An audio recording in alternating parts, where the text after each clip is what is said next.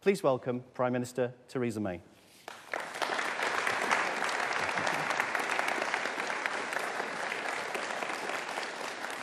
Thank you very much, Matthew, for that introduction, and thank you to Ørsted for hosting us today. And your work in offshore wind, as we've just heard, does not just provide skilled jobs here in Grimsby. It makes a direct contribution to the UK's efforts to reduce our carbon emissions and protect our environment. Achieving the economic benefits of the global shift to sustainable green growth is one of the 4 grand challenges in our modern industrial strategy. And the UK is the world leader in offshore wind. Yesterday, as you've also just heard, we launched our offshore wind sector deal to build on that success. And as an international company investing in the UK, Ørsted is making a major contribution to that success, and I'm delighted to be with you today. Next week, members of Parliament in Westminster face a crucial choice: whether to back the Brexit deal or to reject it. Back it, and the UK will leave the European Union. Reject it, and no one knows what will happen. We may not leave the EU for many months. We may leave without the protections that the deal provides. We may never leave at all. The only certainty would be ongoing uncertainty. Months more spent arguing about Brexit when we could be focusing on improving our NHS, our schools and our communities. It will be for the 630-odd MPs at Westminster who will be voting next week to take this decision. But they will take it on your behalf and on behalf of tens of millions of people across the UK. Parliament gave the decision to leave or remain in the European Union to you. 33.5 million people took part in the referendum, the biggest turnout for a generation. The result was close, but it was clear. If it had gone the other way, we would be staying in. But the decision was to leave, and that is what we must do. Now, as Prime Minister, my job has been to negotiate the very best deal I could. I believe that's precisely what the government has done, working with the EU team led by Michel Barnier. Discussions have at times been difficult and robust, but we've both worked in a spirit of mutual respect and cooperation to get a good deal over the line. Now, I've made a lot of speeches about that deal over the last few months. Most of them have been in the House of Commons.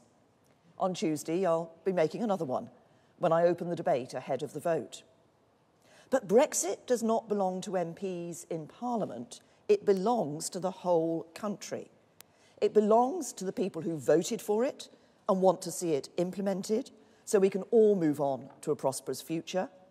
And that more prosperous future also belongs to those who voted against Brexit and who expect politicians to make reasonable compromises to bring our country back together. Everyone now wants to get it done. Move beyond the arguments, past the bitterness of the debate, and out of the EU as a united country ready to make a success of the future. And that's why I've come here to speak to you today, to explain why this debate is dragging on and what is at stake. Because it was in places like Grimsby that the referendum was decided and where what is at stake can be seen most clearly of all. People here in North East Lincolnshire voted decisively to leave the European Union in 2016 by a ratio of 7-3. Everyone had their own reasons for voting. But having spent much of the past 3 years talking to people about Brexit, about their hopes, their aspirations, and their fears too, some common themes emerge. People wanted more control over the things that matter to them. The Brexit deal before Parliament gives them that control. Today, vast amounts of taxpayers' money is paid to the EU. In 2017, we made a net contribution of over £8.9 billion. The deal stops that. Instead, we will spend our money on our own priorities, like our long-term plan for our precious NHS. Today, immigration between the UK and the EU is defined by free movement. People can move from one EU country to another without a job offer. They make a big contribution to our economy, our public services and our society. But it means our government does not have control of how many people move to Britain every year. The deal I've negotiated ends free movement and takes back control of our borders. We can then create an immigration system built around people's skills, not the country they come from. Today, the European Court of Justice has jurisdiction in the United Kingdom. The deal will end that. We will make our own laws, and British judges will determine how they are applied. Today, the terms of our international trade are decided by the EU. We cannot negotiate trade deals with other countries around the world. The EU does that on our behalf. The deal means we will take back control of our trade policy in our own interests. Many of our farmers feel that the common agricultural policy does not work for them. Many in fishing communities feel the same about the common fisheries policy. The deal takes us out of the CAP so we can design our own support for farmers. The deal takes us out of the CFP, restoring full sovereign control of our waters, the biggest opportunity for our fishing industry for over 40 years. These are the changes people voted for. They were my priorities in the negotiations, and they are what the deal delivers. But when people voted in the referendum, it was not just about our relationship with the EU. It was about much more than that. It was also a vote for real change in our own country. And it was a message to those in positions of power that for too many people working hard up and down the country, life was too hard. It expressed a desire for positive change, not just to take back control from Brussels, but to empower communities here in the UK, to create greater opportunity for the next generation. And Grimsby is a place determined to build that better future. Like many towns, it has its share of challenges, but it also has huge potential. And last year, it became the first town in the UK to sign a town deal. And I want to congratulate everyone who worked so hard to land the deal, including both local MPs, Melanie Onn for Great Grimsby and Martin Vickers for Cleethorpes.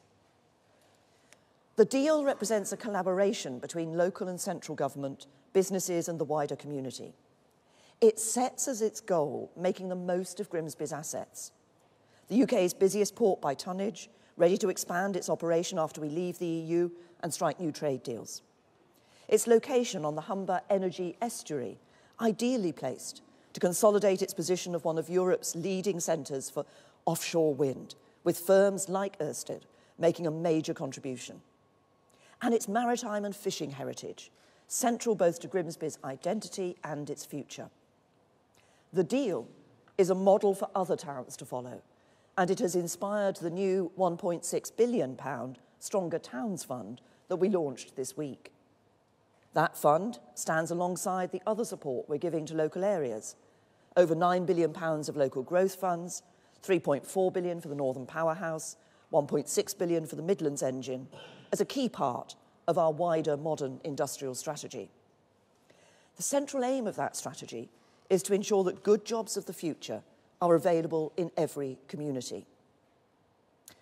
We are lucky as a country to have in London one of the world's greatest cities. But it's no good all the growth in our economy and the opportunities that growth brings being concentrated in London and the South East. We need an economy that works for everyone, a country where everyone can be proud of their community and every community offers people the opportunity to get on in life. That is the opportunity that awaits our country if we agree the Brexit deal. We can build the stronger communities that must be the real legacy of the vote to leave. So the deal delivers on the priorities of those who voted to leave. It also addresses the concerns of those who voted to remain. By maintaining the close relationship between our police and security agencies, the deal means we can carry on working with our EU allies to keep people safe. By reflecting the interests and serving the needs of Scotland and Wales, Northern Ireland and England, the deal will keep our precious union of 4 proud nations strong and united. And maintaining that strength is crucial. More than ever before, we live in an interconnected world, one in which every country is affected by the decisions of its neighbours and partners across the globe. That will not change after we leave the EU. And neither will the values that guide our actions as a responsible actor on the world stage. We will be a strong voice on the UN Security Council and in NATO, the Commonwealth and the World Trade Organization. We will be a leading military power, meeting our obligations to uphold global security. And we will keep our promises to the world's poorest people, not just because it is the right thing to do, but because it is in our national interest.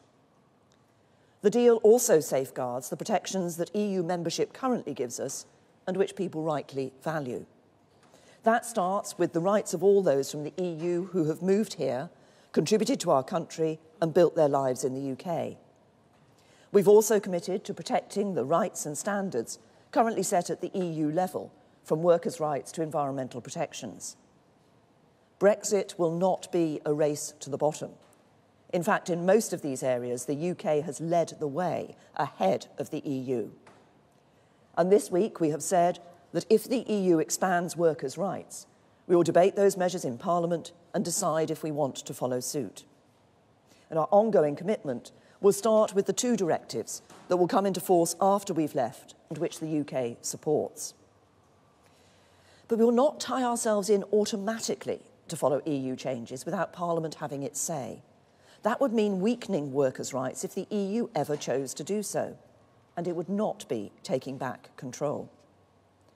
The UK has led the way in the EU, and we will lead the way outside it.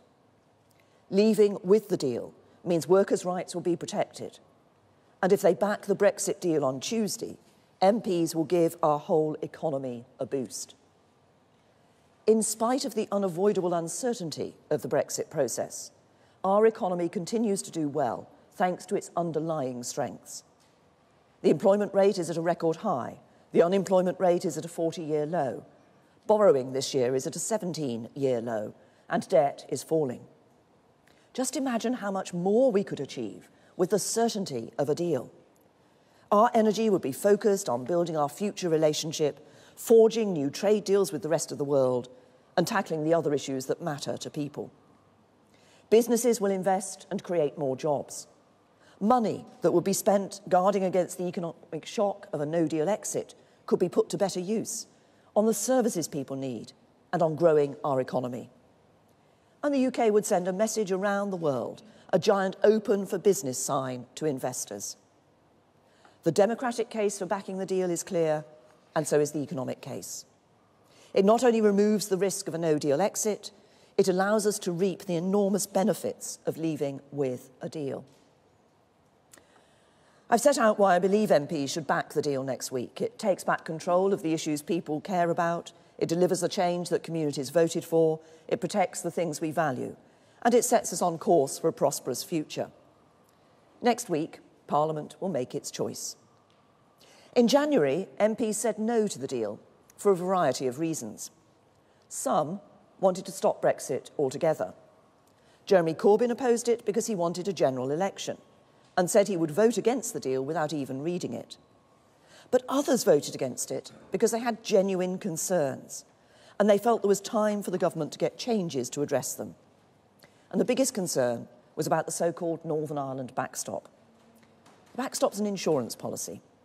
It's there to guarantee that if we run out of time to agree our new relationship with the EU during the next phase of the negotiations, it will not lead to a hard border between Northern Ireland and Ireland.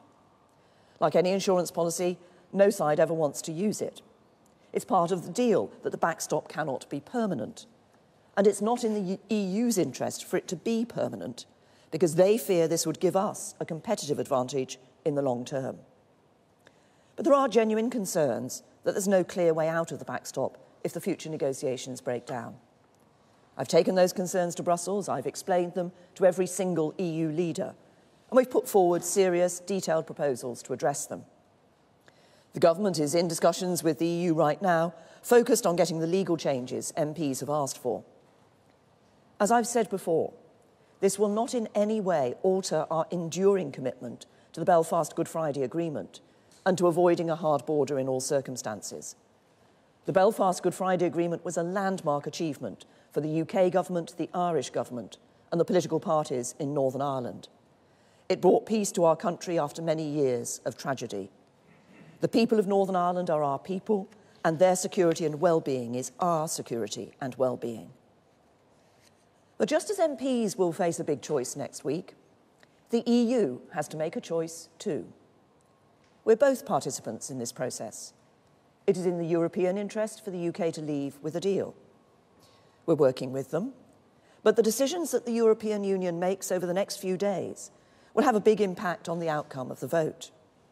European leaders tell me they worry that time is running out and that we only have one chance to get it right. My message to them is now is the moment for us to act. We've worked hard together over 2 years on the deal. It's a comprehensive deal that provides for an orderly exit from the EU and that sets a platform for an ambitious future relationship. It needs just one more push to address the final specific concerns of our Parliament. So let's not hold back. Let's do what is necessary for MPs to back the deal on Tuesday. Because if MPs reject the deal, nothing is certain. It would be at a moment of crisis. MPs would immediately be faced with another choice. Either we leave the EU with no deal on the 29th of March, I don't believe that would be the best outcome for the UK or the EU, or we delay Brexit and carry on arguing about it, both amongst ourselves and with the EU. And that's not in our interests either. More talking will not change the questions that need to be settled, and a delay risks creating new problems. If we were simply asking for a bit more time to pass the legislation we need to implement Brexit once we've agreed the deal, a delay would be straightforward. But if it were a delay to give MPs even more time to decide what we're going to do, the EU might insist on new conditions that were not in our interest before they agreed to such an extension. And that might lead to a form of Brexit that does not match up to what people voted for.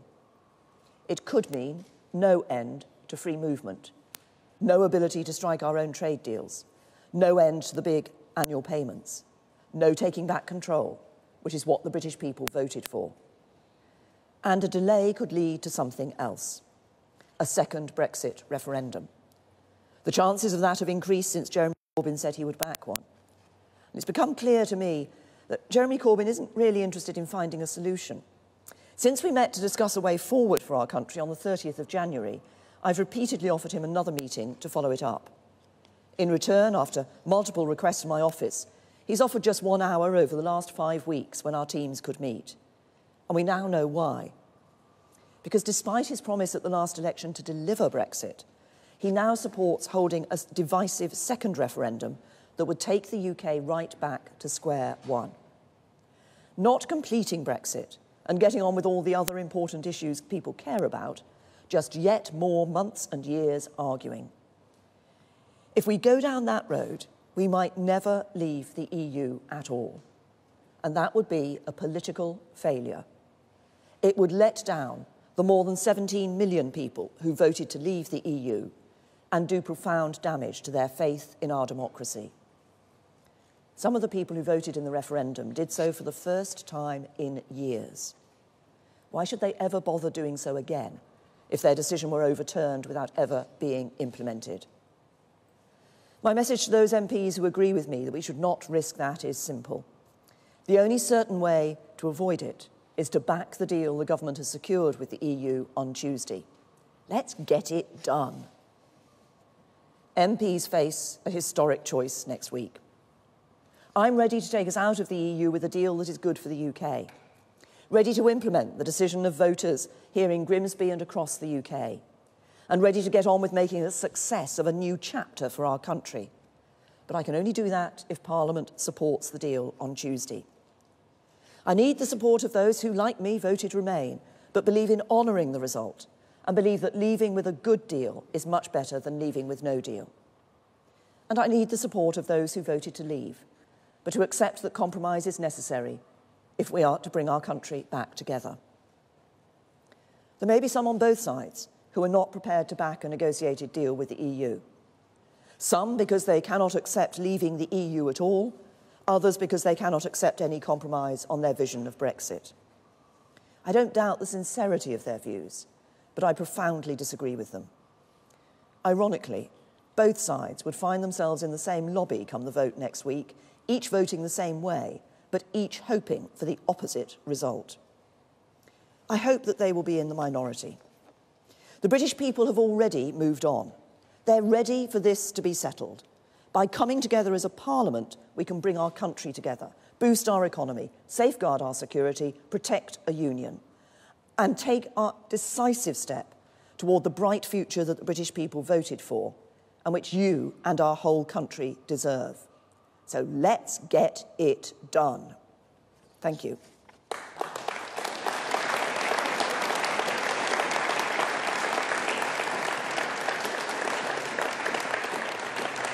So I'll just take a few questions from the media. Beth?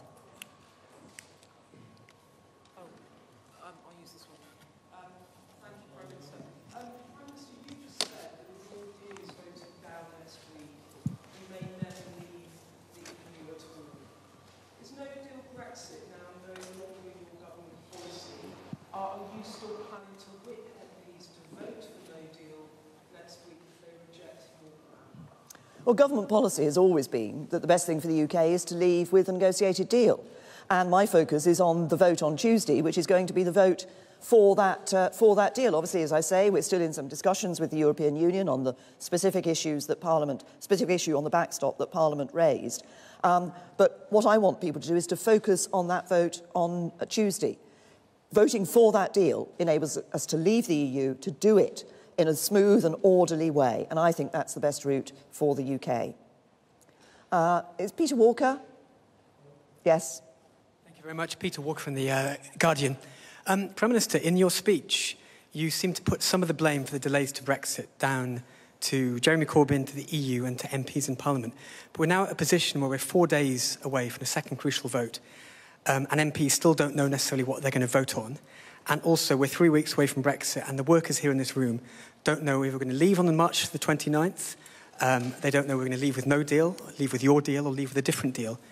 How much of any personal responsibility do you take for this kind of chaos? Oh, first of all, we have been, as a government, negotiating with the European Union for a deal that enables us to have a smooth and orderly exit from the EU. That we triggered Article 50, the 2 years ends on the 29th of March. Obviously, Parliament rejected the deal that I brought back. Parliament needs to support the deal, to ratify the treaty that lies behind that deal. What I'm saying, you mentioned the next few weeks, but actually what I'm saying is now is the moment for us to get this done. Now is the moment for Parliament to come together, to back the deal and to deliver what people voted for. We have a responsibility to deliver to the people of this country the Brexit they voted for, and that's what the deal is about. John Pienaar? John Pienaar, BBC News. Prime Minister, are you simply keen to shift the blame for the way the talks have deadlocked towards the European Union and away from yourself? And if I may, are you willing to contemplate allowing Conservative colleagues, including ministers, to vote to block a no-deal Brexit, given you said it could harm Britain and the British people? Oh, as I've just said in response to the previous question, my focus is on the deal debate that will take place on Tuesday and getting that vote through. That vote would enable us to leave with a deal. And for those who don't want us to leave without a deal, actually the best way is to vote for the deal so that we leave with that deal. You said about the relationship with the European Union. Now, this is my message to the European Union is very clear. Some of the leaders and some in the European Union, when I've talked to them, have said that they're not really sure whether this is the moment, whether this is the time, whether there's some more time to be talking about this and negotiating on this. My message is, this is the moment. This is the time. You know, I think people, the British public, as I say, have moved on. They want us to get this done. It takes both sides to get that negotiation through and then bring that deal back to the Parliament on Tuesday. But I think what people want is for us just to do this and to do it now. Do I see Rob Hutton? Rob Hutton from Bloomberg. Prime Minister, I mean, the ship has sailed on a smooth and orderly Brexit some time ago. There are, in fact, ships sailing around the world now that don't know what customs regime they're arriving in. We're already in chaos. There are already business leaders tearing their hair out over the mess that they're in. Do you think that you owe them an apology? And do you think that you owe it to them?